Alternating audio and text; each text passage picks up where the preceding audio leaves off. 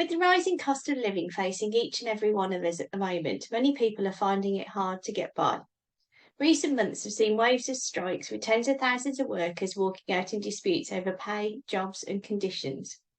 Whether you work in the public or private sector, even if you do have a conversation with your manager, there's no guarantee that it will result in a pay rise. I totally get that anxious feeling and worry on how you would actually talk with your boss about a pay increase, but it's actually more common than you think. There are ways to give yourself the best chance of success. I'm Catherine, aka the Career Owl, and in this video I'm going to guide you through my 5 tips on how you can do it and showing yourself in the best light. I will also touch on what if your boss says no and how you can move on from this. If you negotiate a successful pay increase, it's a win-win for both you and your employer. For you, you feel valued, and for your employer, they'll get an employee who is satisfied and committed to the organisation.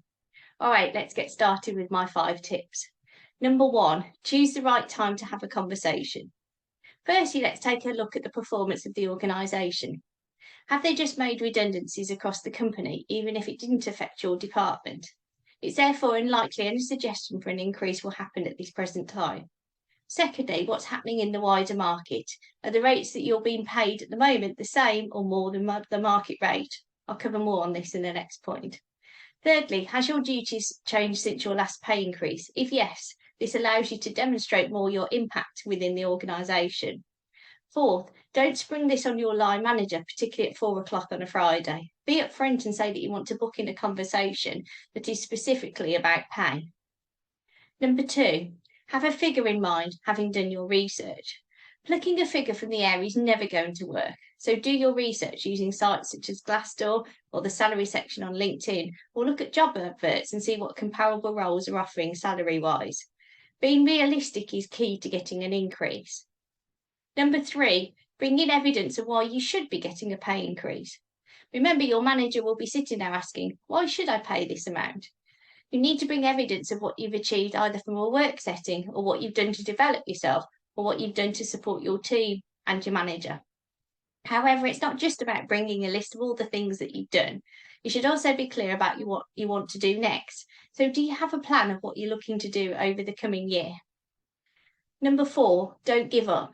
You might not get an increase when you ask for the first time. However, just remember that if at first you don't succeed, try again.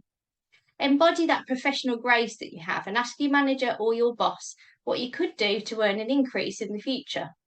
A supportive boss will be able to tell you what you need to do in order to earn that raise. It might take a few months of demonstrating your worth for the organisation to change their mind. Number 5, still not secured an increase. If you feel after a set amount of time that there is no likelihood of a pay increase happening, then you can always look externally at a new role. However, finding a new job is hard work, both from securing the role, but then establishing yourself within this role. Is getting an increase really the be-all and end-all? If you follow these tips on when and how to ask for a raise, you have the best chance of earning what you feel you deserve.